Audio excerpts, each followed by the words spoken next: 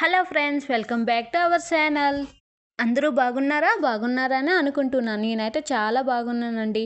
ఈరోజు మన వీడియోలో సూపర్ టేస్ట్గా రొయ్యల కూర తయారు విధానం చూపించబోతున్నాను.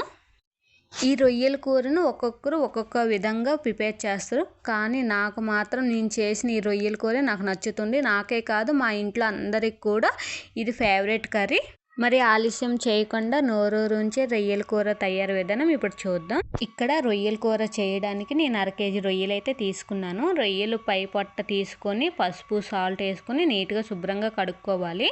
అలాగే మిక్సీ గిన్నెలోని కప్పుడు ఉల్లిపాయలు వేసుకొని మెత్తగా లేదా గారగారుగా గ్రైండ్ చేసుకోవాలి. గ్రైండ్ చేసుకుని పక్కన పెట్టుకోవాలి. ఇప్పుడు మరో పక్కన స్టవ్ ఆన్ చేసి 4-5 స్పూన్లు ఆయిల్ వేసుకోవాలి. ఆయిల్ వేసుకున్నాక మసాలా దినుసులు వేసుకోవాలి.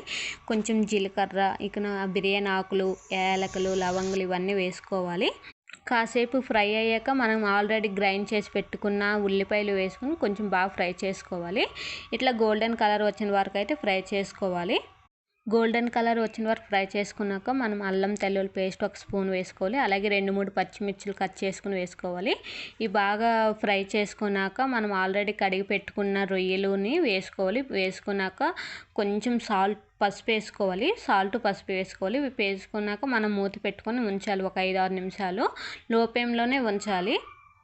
అలాగే నా ఛానల్ ఫస్ట్ టైం ఎవరైనా చూసిన వాళ్ళు ఉంటే సబ్స్క్రైబ్ చేసుకోండి. అలాగే ఒక లైక్ చేయండి. మీ ఫ్రెండ్స్ వాళ్ళకి షేర్ చేయండి.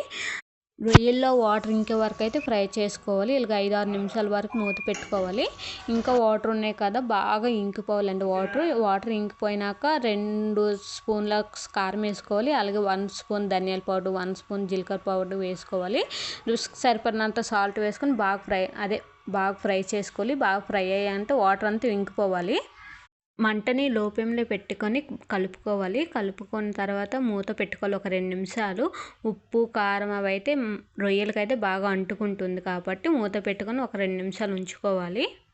2 నిమిషాల తర్వాత అయితే మూత తీసుకొని చూడండి, ఎట్లా ఆయిల్ అయితే పైకి తేలుంది. ఇలా బాగా కలిపేసుకున్నాక ఒక చిన్న చింతపండు, నిమ్మకాయ సైజ్ అంత చింతపండుని తీసుకొని అయితే బాగా పిండేసి రసం అయితే వేసుకోవాలి. నేనైతే ఒక బౌల్ అయితే వేసుకున్నాను రసము.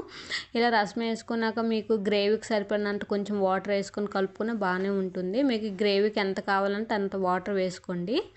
రొయ్యల కూర రైస్లోకి, అలాగే చపాతీలోకి, రోటీలోకి అయితే చాలా బాగుంటుందండి. అలాగే మనం బగారా రైస్ చేసుకున్న చాలా బాగుంటుంది. చాలా టేస్ట్గా ఉంటుంది.